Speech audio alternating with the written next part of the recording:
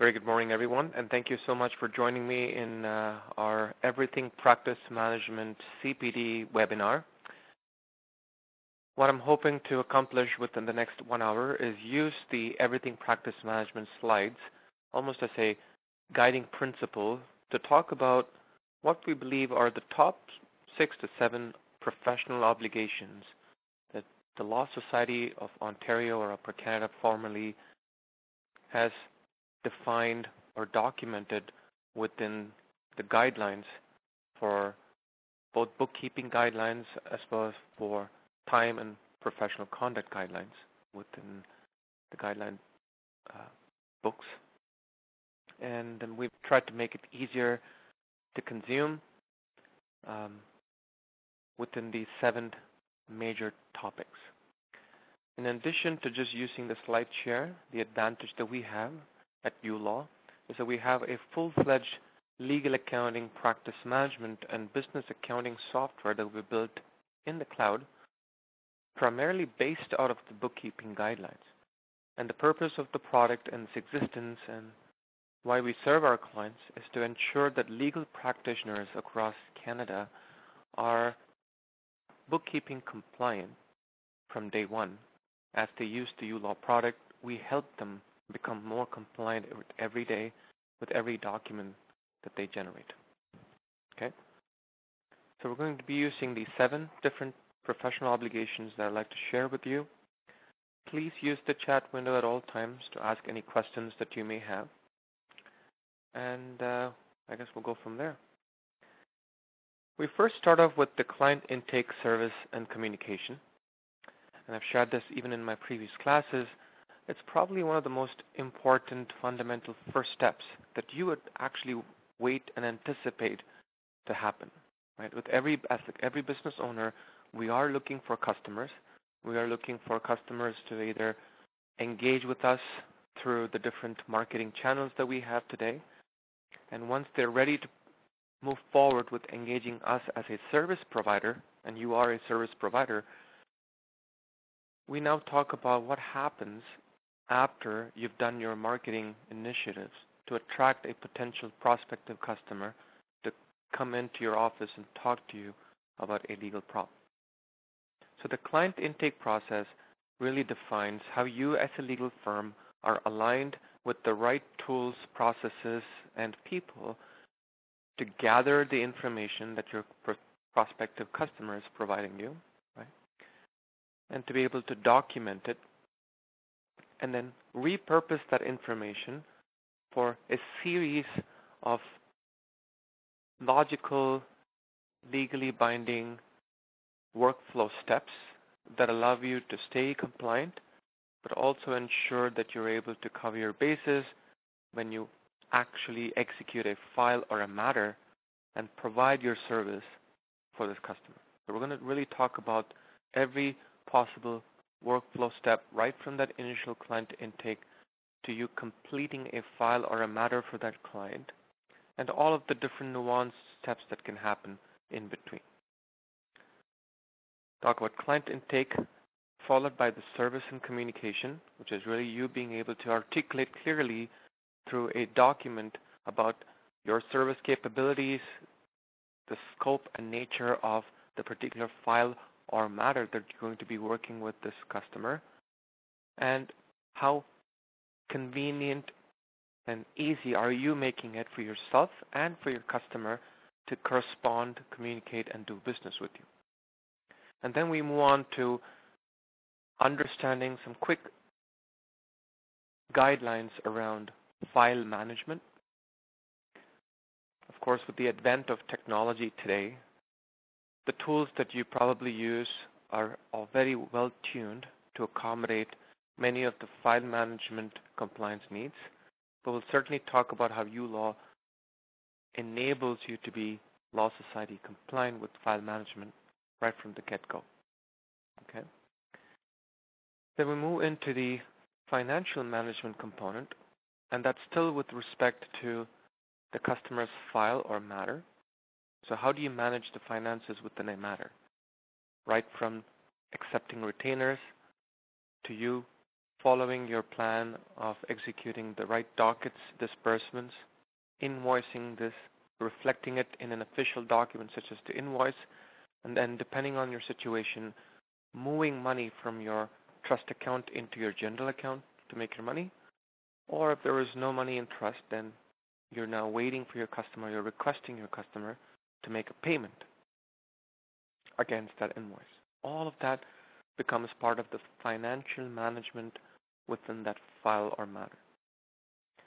And another very important component of the financial management is all of the required documents and reports that tell the auditor and whoever is auditing you within the first 12 to 16 months of your business, telling them a story about the compliant or non-compliant way in which you've handled money, especially trust money, because there's a lot of buzz around trust misappropriation, right? So they want to ensure that you're doing everything possible by design, right from get-go, to ensure that you're staying compliant with all of the trust needs, right? So documents and reports that tell the story include your ledgers, your journals, your monthly reconciliation reports, but also could be jurisdictional documents such as Form 9A. It could be deposit slips if you're in the business of accepting cash, both for retainer and otherwise. So all of that comes under the financial management component of your obligation, how you captured the monies, how you report on how you captured the money. Then the Law Society talks about Business Management 101 being one of your obligations. You've done exceedingly well to educate yourself in this line of business, like you are right now with Durham. You're going through this strenuous process of learning the trick of the trade. Now you need to be aware of the risks and rewards of running a business, whether it's your own sole practitioner or whether you're actually going to combine forces with common friends and deliver a boutique service offering, right? Business Management 101 really highlights you being completely aware of the investments needed, the risks, rewards that there are in this business, and planning for success by utilizing or being aware of the right tools and services that may be available to you to make it part of your arsenal to be successful, to manage time better, and frankly, you may not be an expert in all of the different business functions that are needed to run a business, and hence you're going to do what you are best at and then find the right service provider or products that can help augment or supplement or complement, however you like to call it, your core capabilities. Okay? So we'll talk about business management and how ULaw in a way can also help you with business management around managing expenses, giving you the right information about where you're spending your expenses, what's working, what's not working, because that can really help you in year 2 of planning. The Law Society then also talks about having the time to build on your professional management aspects, so being able to be in the profession, talk to like-minded people, stay on top of your case laws, stay on top of your conduct guidelines, read that thoroughly, and ensure that you have all of those, whether that's documents or behavioral science or whatever is needed to be compliant with those specific professional management guidelines. And then, of course, the last two are the Law Society's way of telling you, find the time to have a work-life balance, ensure that you're capturing the time that you're spending towards both billable and non-billable matters, because pro bono and delivering pro bono could be a great initial marketing strategy, but it might just be one of those things that is left unseen. Until you do that, you're going to leave money on the table, and hence Law Society does talk about finding the tools to manage time 101, but also some of the nuances of the legal industry, such as pro bono. Okay, so that's hopefully, I'd like to cover this within the next 50 minutes. That's really the agenda and just setting the stage for what's to come. And like in previous sessions, and I think that's really worked for me and for the listeners, we're going to be taking a slide and then jumping between the slide and the theory behind the slide really, and then putting it into practice when I use the ULaw as an example to showcase the theory. We first talk about the client intake, service, and communication, and we've kind of outlined key salient points that the Law Society talks about when it comes to obligations around this particular subtopic. Starting with the client intake, so the Law Society definitely talks about finding a way or a process or a tool or a methodology to capture information about an incoming client, finding ways that you can mark this client across various different categories, essentially between a prospective client or a ghost client and an actual client who's retained you and you've created a file. So that's the first differentiation they talk about. And for both ghost clients and for really interested clients who are going to be working with you, the need for you to have a strategy to capture pertinent details that you want to ask. Sometimes it's meaningful to ask the right questions to qualify this prospect, because then you're not wasting your time. And if this prospect, for example, is looking for a landlord and tenant board issue, and for whatever reason you don't offer that anymore, you want to be very clear in your filter to make sure that you don't get too much of LATB prospective clients ringing your bell, right? But finding a way for you to capture in detail the information about the client and any specific calls and consultations you have with them. So once you've captured this detail, the next logical step that Law Society needs you to do is a step called the conflict search. So this is you, based on all previous clients that you've engaged with, are comparing this new prospective client's information and searching if there are any conflicts, or if you've come across this particular name, first name, last name, maybe with the same address, could have been in the same household. This person could have been possibly a witness in a different matter. If they have an AKA name, maybe that's changed, or maybe that's remained the same, but they've changed their maiden name. So there are many different angles to the conflict search. But in essence, what you're required to do is do your due diligence and do your best to do your conflict search and ensure that you are completely aware of the nature of the conflict. Is there a conflict? Yes or no? If there's no conflict, fantastic.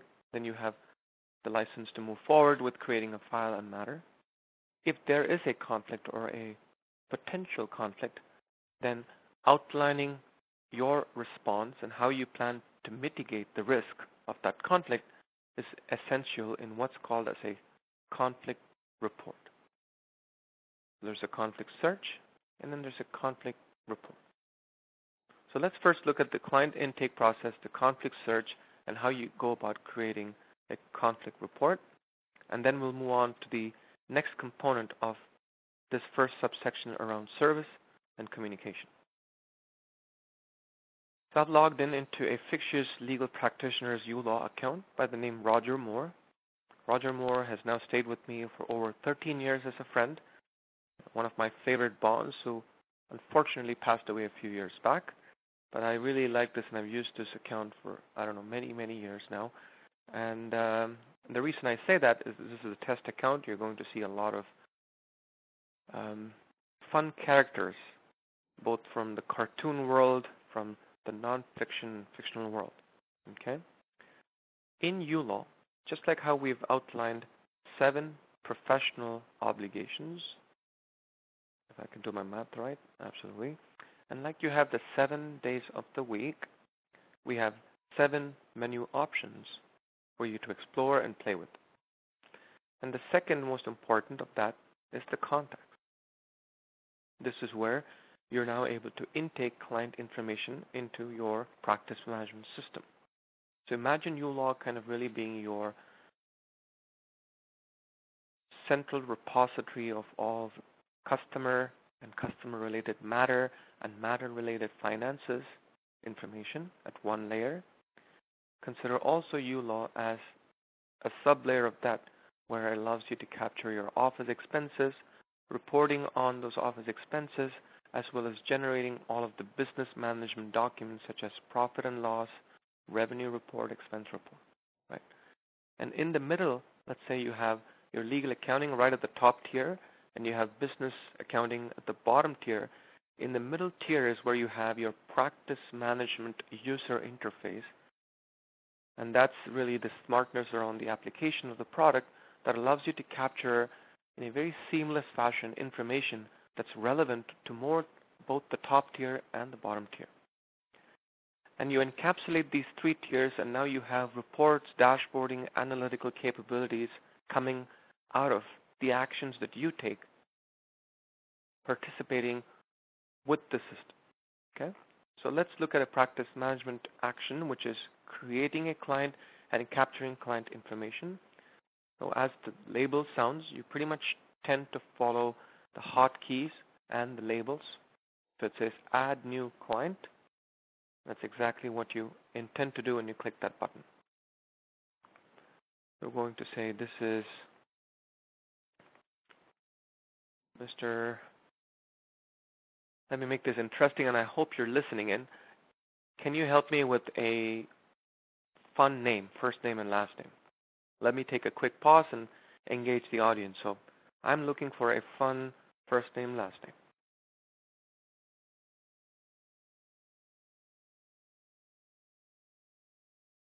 And this is a question to Catherine and the listeners or the participants.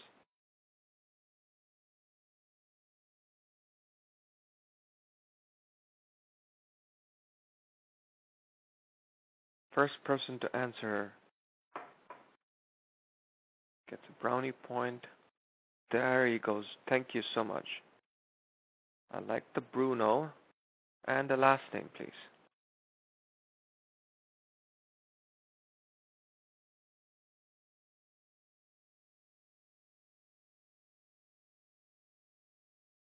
Bruno Mars. Love it. I may have a Bruno already, but we'll check it out. All right, let's give him a nickname or AKA name. It's really not what you call Bruno Mars. It's really what is Bruno Mars otherwise called as. You know, sometimes William is a Bill, right? Now, how did this wonderful Bruno Mars get to know Roger Moore? So this is your opportunity to tag what's called as a source of contact, which is a two-pronged value addition. One, it tells you over a period of time where you're actually acquiring customers from, what channel of marketing seems to work, right? Could be word of mouth. Just call that. You can use this notes section to add as much as information as you like about this client at this particular time. You've not created a file yet, but you're essentially creating a calls and consultations captured here. I believe this should work, but let me give this a chance. Bruno Mars, probably not. I think this particular section doesn't seem to work, but I'll show you the coolness of recording your voice for dockets. So, all right, let's say initial call over the phone, discussing legal matter. And we have, of course, spell check, which is really handy. You can bulletize them. Captured, basic info, and leading towards matter. Again, I'm just making this up, but this could be anything, right? We capture a correspondence address, okay?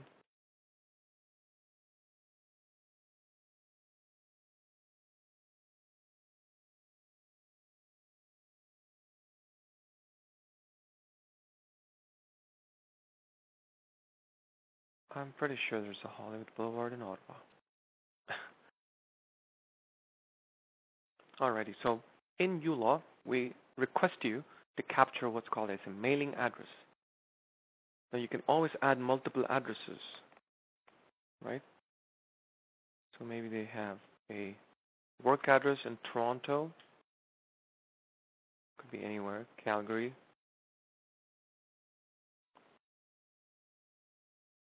right? Maybe their mailing address or their home address is here in Ottawa. But we request you to mark one of the multiple addresses that you have on record as a mailing address, because ULaw uses that for both correspondences, so your invoices, all of the documents, like a retainer letter. It also uses it for court form filling, which is a very unique feature exclusive to ULaw that allows you to pre-fill a lot of the court forms that you use as legal practitioners in Ontario. Okay? You can also enter a phone number, an email address, but for now I'm just going to go ahead and click the Save button, and as you can see right at the middle here, it says Saving Contact. So essentially it's saving this into the cloud, and our data where we store in the cloud is in Ottawa and across servers in Montreal. So you're very much satisfying compliance needs to retain data in the Canadian soil. I believe it's called the Patriot Act. So here's Bruno Mars and his information, right? You can always click this little icon to see what more information can you capture. So there's no postal code. So let's give it that.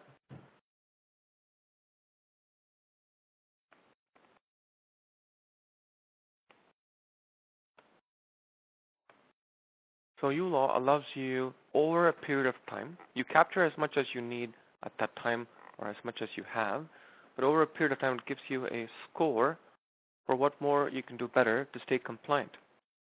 You can see, I think it just needs to refresh, but it continues to evolve as you enter the information. Now, once you've created this, the next step I mentioned was to do a conflict search. So to do that, you would click the Action button and click Conflict Check. By default, if you leave any of these unchecked, it's just going to search for first name and last name, and you click on the Conflict Check button. And now, as it says loading, what you should expect is ULaw behind the scene is starting to search this database that I've been using for 13 years to see if there's any instance of a Bruno Mars. Have I created a contact by Bruno Mars? I've created a matter for Bruno Mars. Is Bruno Mars part of a docket? Right? It does all of that, and within about 8 seconds, it parses the entire database. And what it's essentially telling you is some basic information that you've already given us, right? And then it's telling us there are some first-name conflicts. There is actually a Bruno Mars, as I mentioned before. There's a Bruno Neptune. There's a few Marshes, maybe from Australia. There's also sounds like, just like how you have Mars, you have a Mary, a Mark, some sounds like names. And now it's your due diligence to go further to see if you're just getting started, this becomes so easy, right? Because you know your customers. But once your database grows over a period of time, and then 3 years down the line, you don't name, hopefully you have a great memory, but you want to use the tool to speed up the time. Now you can always search here for due diligence. You could say, I want to know if there's a Bruno, and use the search. There's another Bruno Mars. This person was in Hollywood Boulevard. This person, I think it's just a habit. It was a Hollywood Avenue, by the way. And they don't have a nickname. So you basically make a decision from here. So let's say this is a totally different person. Just so happens it's 2 different Bruno Mars. You can, in fact, go to their matter if there's one and see if you have any documents attached. There aren't any, so typically you could put your driver's license, you could put all of their documents in this as a way for you to know. So long story short, you do the conflict search. It's dated as per the Law Society's need, the 9th of February. So you use this document, you file this against, and we now talk about the conflict report, the conflict search report. For that, first, we go ahead and create a context for the conversation, which is creating a file.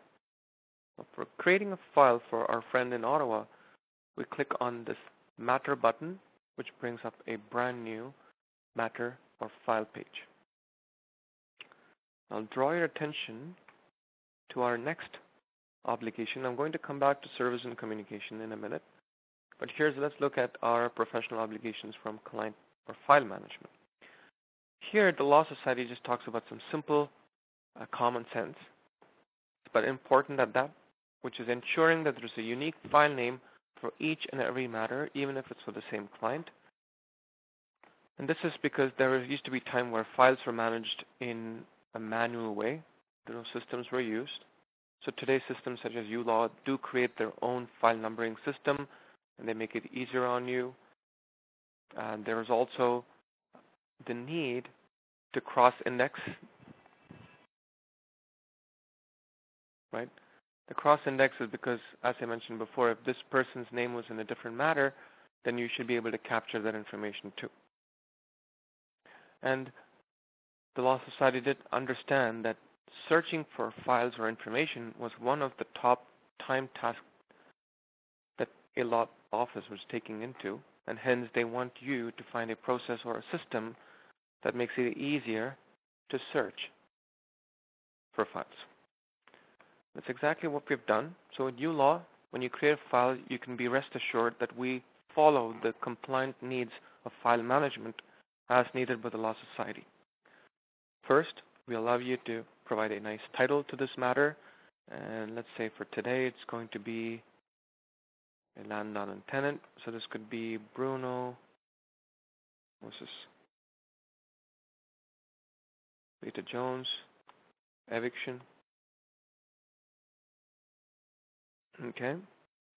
You can mark it as an area of practice. Now you can configure this in ULaw based on your specific need, and you click the Save button. Just like you should expect, there's a saving matter in the middle,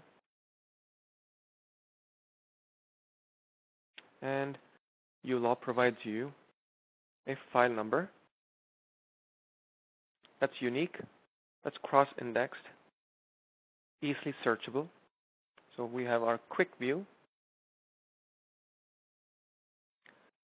Now you can search for whatever specific information you need.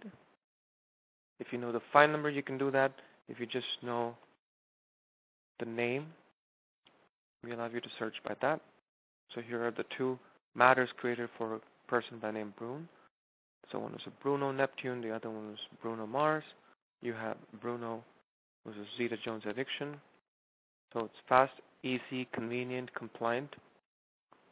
And let's move into, once you've created a matter, under the matter you have these compliance documents and almost every possible matter-related compliance document needed. Or not just compliance, just for execution of the file. So here you could look at actually a client ID verification document. You can file this. You can take a client intake report. And here's the conflict screening report. So we've taken the Law Society's template that they've provided on their website, and we've repurposed it in a way that is easier for you. So it's got all of your information already pre-written, merged, the date, as much as information as we already know about the client, their address, all of that good stuff. All you have to do is say any notes.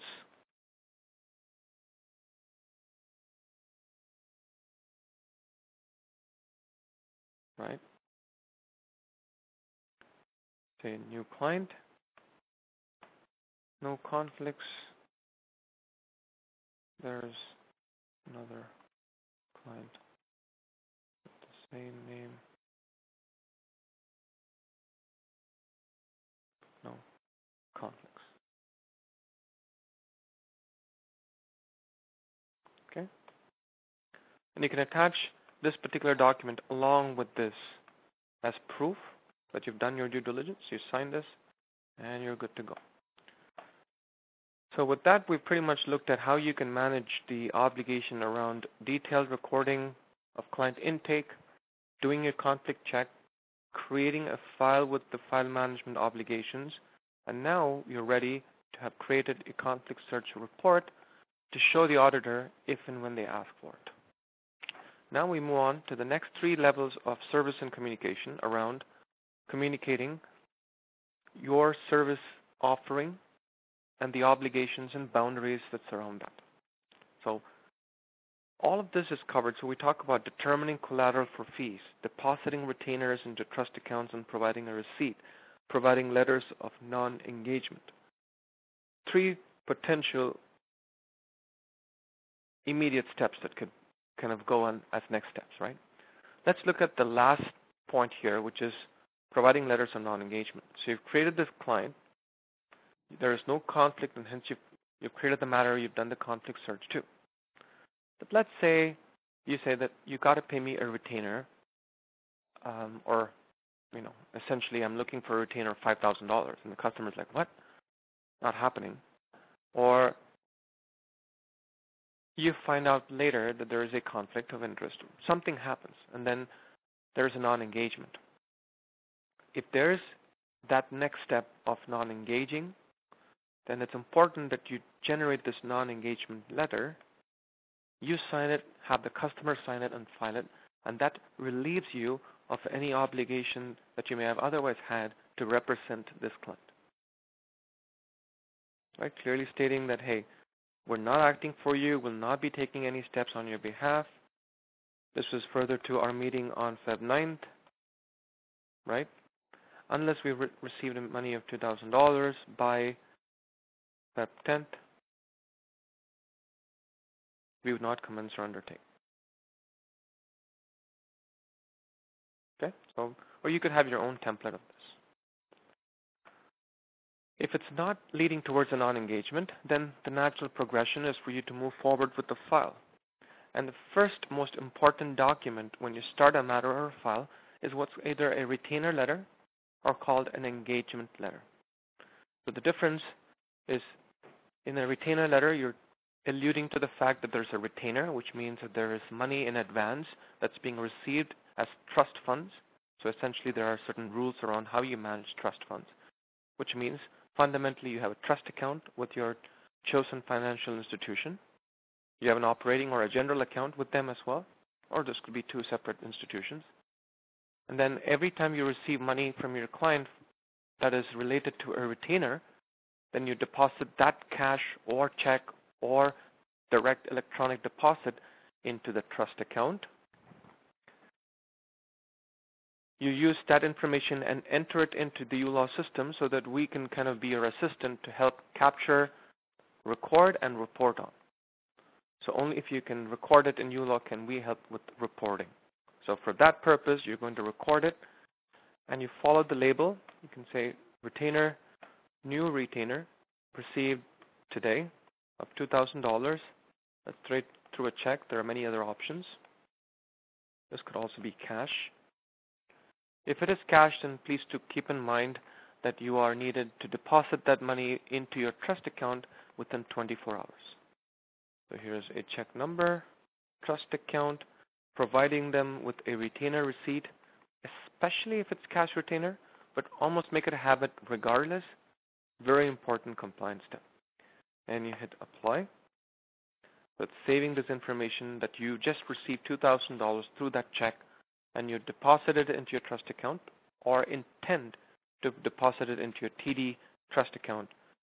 And here is the retainer receipt. So here's the $2,000 and you've gotten that. Of course, the retainer letter is something that you write to draw the boundaries around the importance of this file and the importance of the responsibilities both you and your client have. And we have many samples around the retainer letter under document generation or under letters, whichever is convenient to you to maneuver. Okay. In fact, we have a lot of templates. So one of the things we ask all our customers to do is just reach out to us and ask us, do you have a template for this? We already may all have that. So I'll give you an example of a retainer letter. I could do a flat rate retainer. I can do this in Word. Of course, the advantage of Word is that you can tweak this document, edit, delete, or update information. And the time saving that we're giving you is we're able to word merge all of the relevant information. Retainer letter for the matter information, your information, the client's information, right? And then you can choose to edit this the way you like.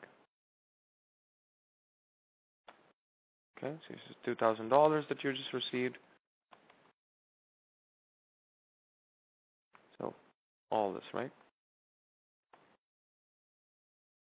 Okay. Let's say you've signed the retainer agreement. Ideally, you should one. You've got the money into the bank. You've deposited this. Then you're pretty much done with client intake, service, and communication. So while you drop that retainer letter, certain things to keep in mind is that through that document, you pretty much cover all these components of it, which is ensuring that the nature and scope of the matter is well defined. The responsibilities of the client are well defined. Retainer arrangements, so how often do they need to top up? How much is the initial retainer needed? Providing a receipt, all of that managed and written in that document. The risks associated with the communication, that could be kind of a starred disclaimer saying you're going to be using email or text messages to communicate. So here are some quick, salient points to keep in mind when you're creating a retainer agreement. Many of these have already been incorporated into the templates that we have. Okay? So you've created the matter, you've also entered the retainer. So let's look at financial management because there's money already into the trust account. So for money related, you go into our fifth menu option called Accounts. And let's hit Compliance.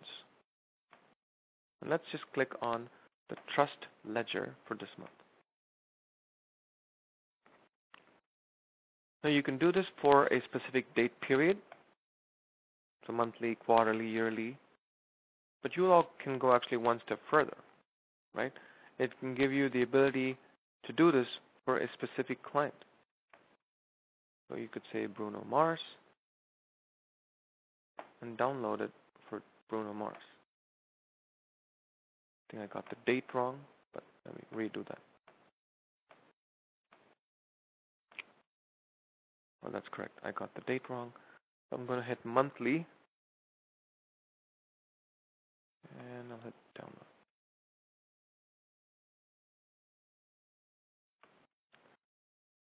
And if you look at Bruno Mars, right away you have financial management report, which is on the 9th, we received a retainer of $2,000. And the importance of this is that this is the exact template in which the Law Society is looking for this retainer trust ledger.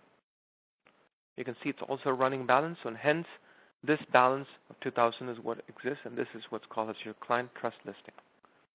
So if you go into your law, essentially go into balances, trust balances, and this in itself is money's worth because as part of your reconciliation report, you're being asked to provide all of the outstanding balances for every customer who's paid you the retainer amount.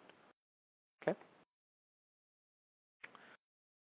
Now what happens in the financial management really depends on the dockets, disbursements, the invoices, because they all contribute to the various financial transactions that are going to happen in and out of your financial bank. Let's say there's a docket. So let's go ahead and say initial client meeting. Again, this is a flat rate matter, or that's what we had set out to be. So that's the case. Let's say you're not charging by the docket. You can just capture the dockets, put the time that you spent on it, and you can put a final docket just to outline the cost. And let's go into description. I think this should work. Let's see if this gives a try. I have interviewed the customer and signed a retainer agreement for $2,000. And you can convert the speech to text. I have interviewed the customer and signed a retainer agreement for $2,000. So it's basically taken, using machine language technology, your voice, and converted that into speech. Now you can complete this, you can add another one. This is a flat rate matter, and hence we will not be charging by the docket. Okay? Whatever comes to your mind is relevant to this matter. So let's say I apply. I'm going to make this 0. I'm going to say I spent 1 hour. And we continue to add document drafting, LATB court forms.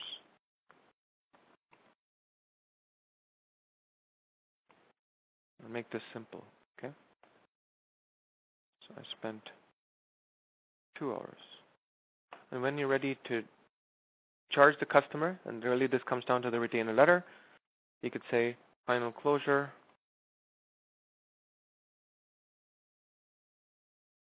charging the customer a final amount of $2,000.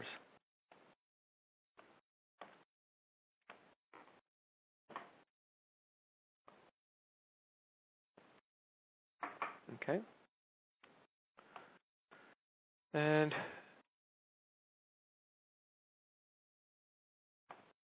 you can make this particular toggle, make this a flat rate, and enter the $2,000, and click Save. Now by default, as I mentioned in my previous webinar too, ULaw takes the $2,000 and also adds the appropriate provincial taxes. But if you're not going to charge it, you can click the Edit button, and you see this option called Default Tax Rate. Click on it, make it 0, override it, and click Save. That means that for this matter, you don't intend to charge taxes, or you don't have the ability or don't have a HST account, and hence you're still doing that. Both ways, this is how you go about changing tax to non-tax. Now, the 2 more steps. You've done the docket. Now you need to relay to your customer that you've done this task. It's not important that you just call them and you tell them that I've done these 3 things. You need to generate an invoice.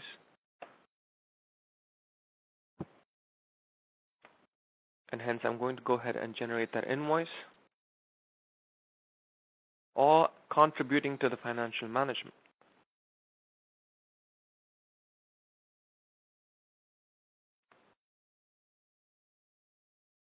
Once I've done the invoice, if there is trust money, as you probably know, you are now in control of your destiny. Hence, you can move the money from trust to general. You don't have to wait for the customer to do you a favor of paying you, because you've got the money in advance. You've shown that you've put in the effort, that you deserve the $2,000. Now you can go ahead and transfer.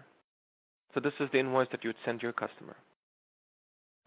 Typically what I've seen is legal offices ensuring that they get a confirmation from the customer, but I don't believe it's mandatory. It's just a nice ethical thing to do. Now you go ahead and do what's called as a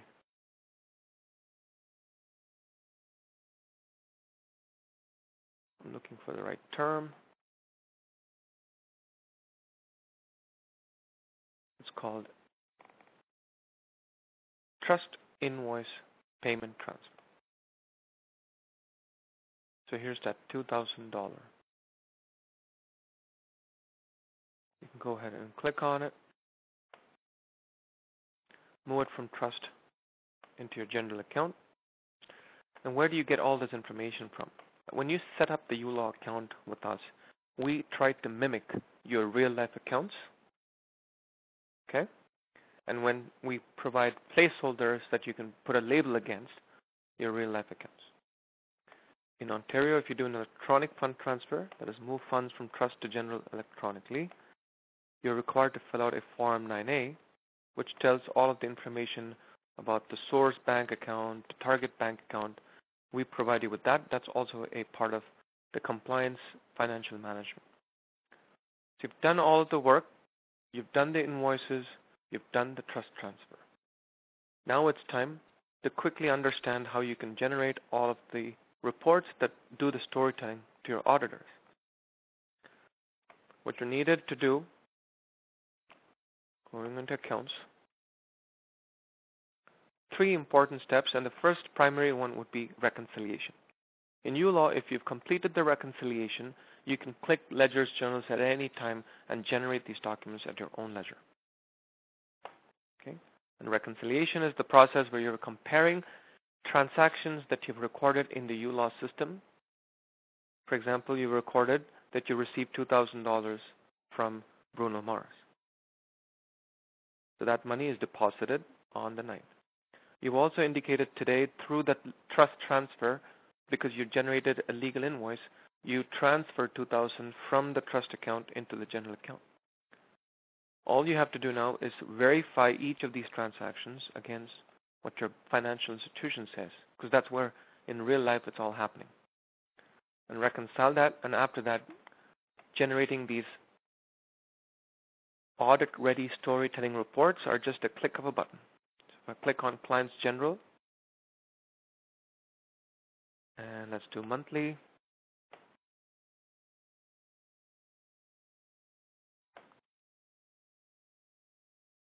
Here's Bruno Mars. The no tax $2,000 through that legal fee that was transferred from trust to general through that legal fee invoice, and hence there's zero balance in my general account.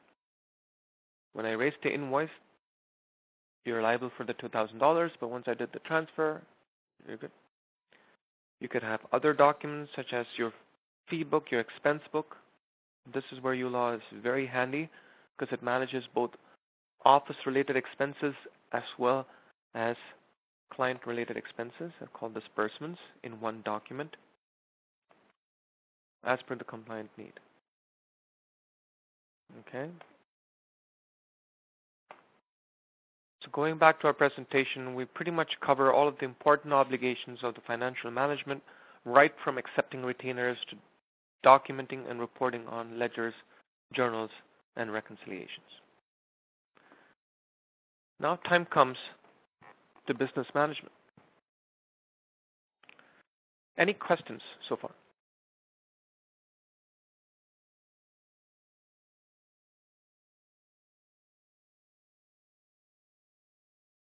Questions, please type them in the chat window. I'll continue with another 5 minutes remaining,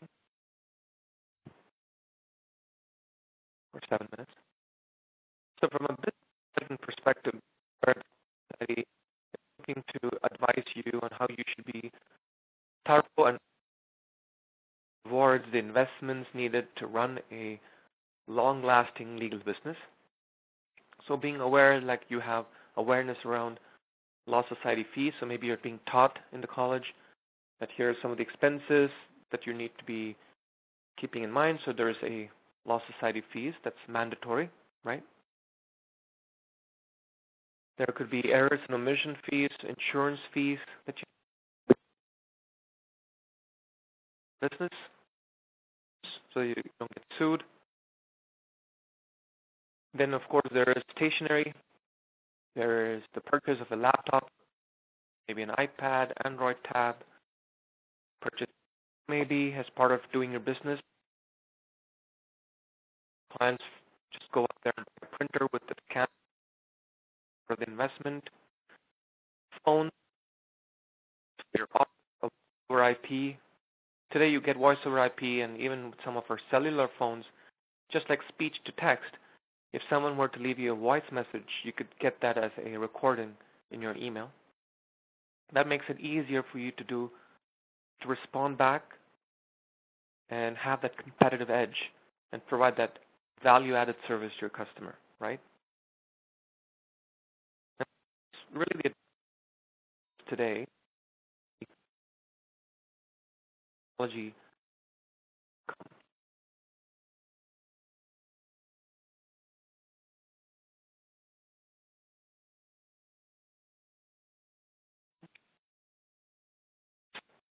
around these expenses, and that's something that ULaw is also able to help with. So in my recording from yesterday, if you're able to review it, you would see I've completely detailed how you can manage office expenses in ULaw as well. Okay? Now let's move on to the next one, which is really around professional management.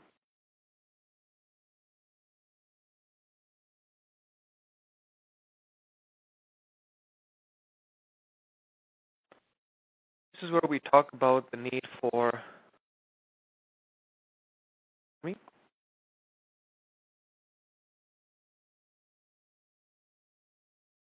Hello? Can you hear me now? Not sure what it is. It's probably an issue that I'm having with Join Me. Catherine, can you hear me now? Cutting in and out. So, okay, let me try dialing in through another line.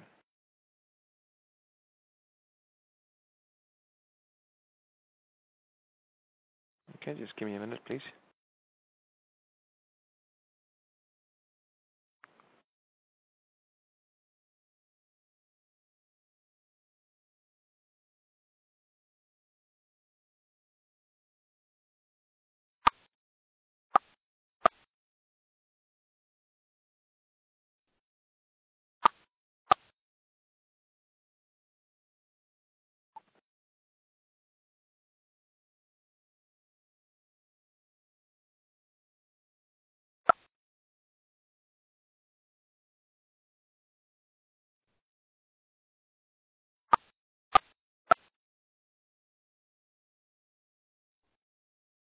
Okay, so I really hope this is better.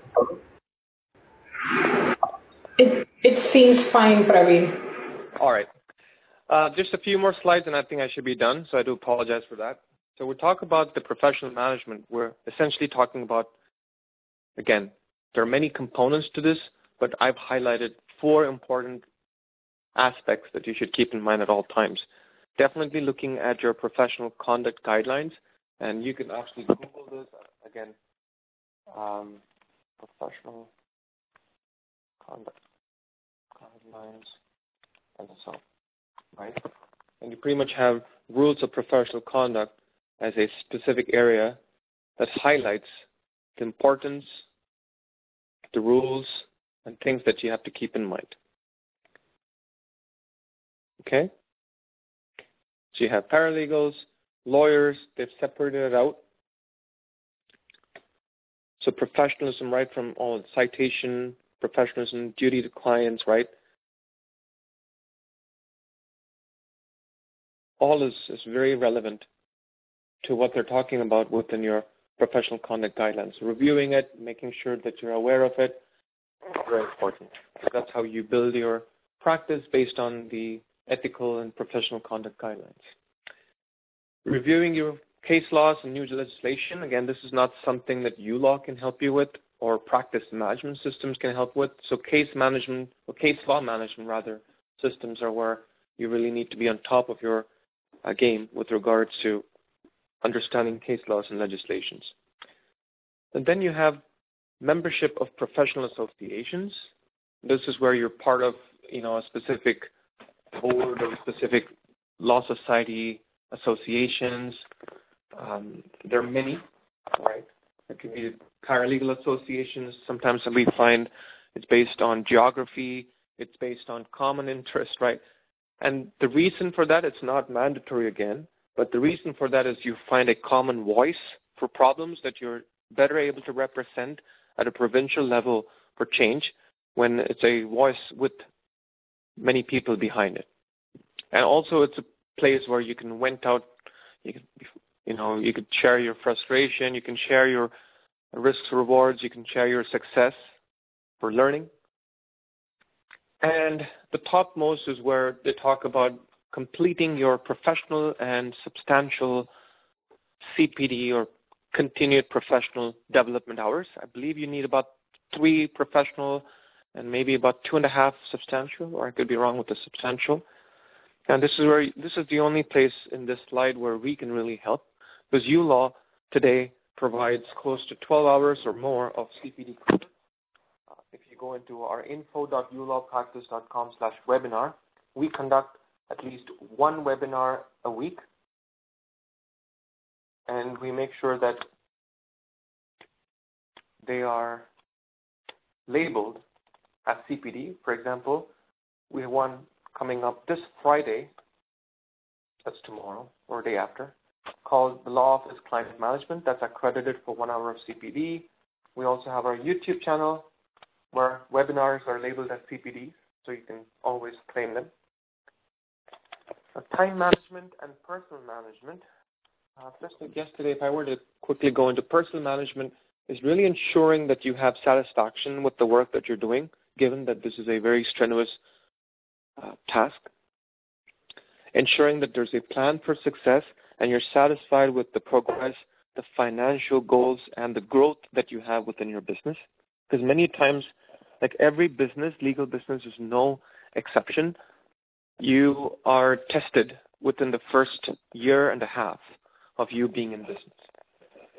Businesses that stand the test continue to flourish and grow and gain momentum. Businesses that are frustrated, don't have a plan for success, often tend to fail within the first 2 years. Okay? And legal business is no exception to that. And in fact, it's a lot more strenuous in the legal business because you have to wear multiple hats. Ensuring that you are taking time off. Again, this is the planning, affordability, things of that nature, but really finding that balance or striking a chord of work-life balance. And from a time management perspective, as I mentioned before, I really want to stress upon some of the nuance of legal businesses, which is around how do you manage specific components of your legal business. So a to-do list, a task list. ULaw can allow you to create those. In fact, in our dashboard, one of the widgets that we have is upcoming to-dos. So in each matter, you can actually mark a docket as a to-do task. So, to complete a CPD session, or you can go into the calendar and enter a particular task that's not file related. Because our calendar allows you to manage both matter-based and non-matter-based time. So if I go in today, and I could say CPD session with ULaw, professional development,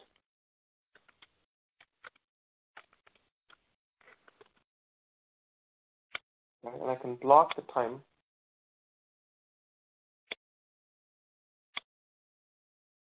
I could say 1 hour.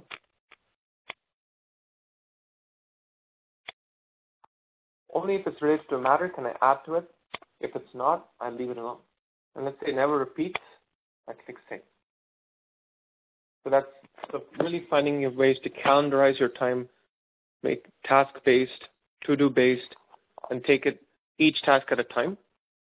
Sometimes allows you to be more granular to deal with problems. Okay. Managing active files. So this is another thing. Often, people are searching for file information, or people are not focusing on the right matters. In ULaw, we allow you to tag or essentially mark matters as active, closed, and archived. So once done, you can just mark this Bruno Mars matter as closed. So you don't have to deal with this anymore. This file is done and pretty much done with, right?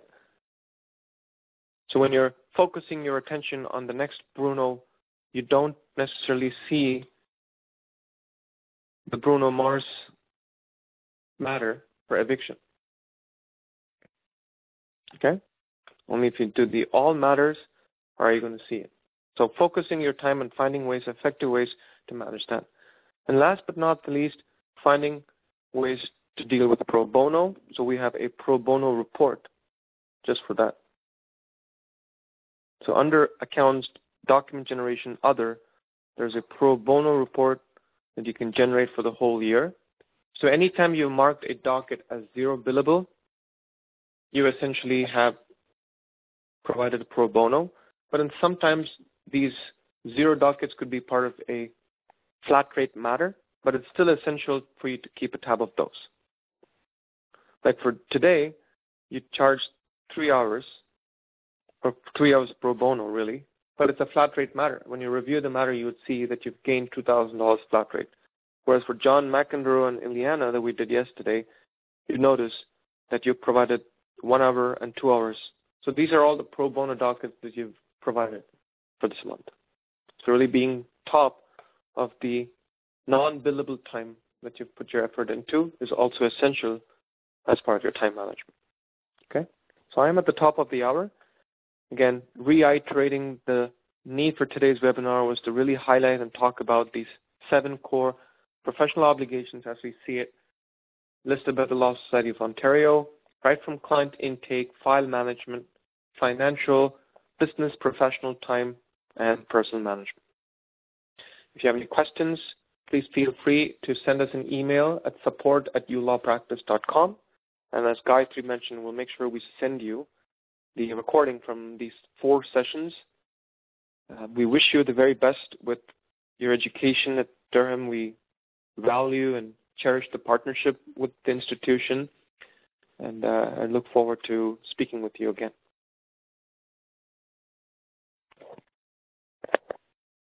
Are there any questions for either myself or Gayatri, please? Please use the chat window.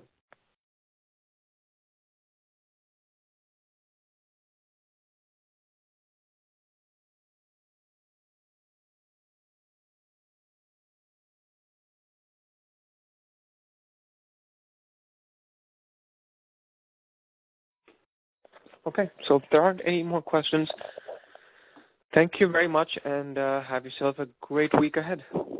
Take care.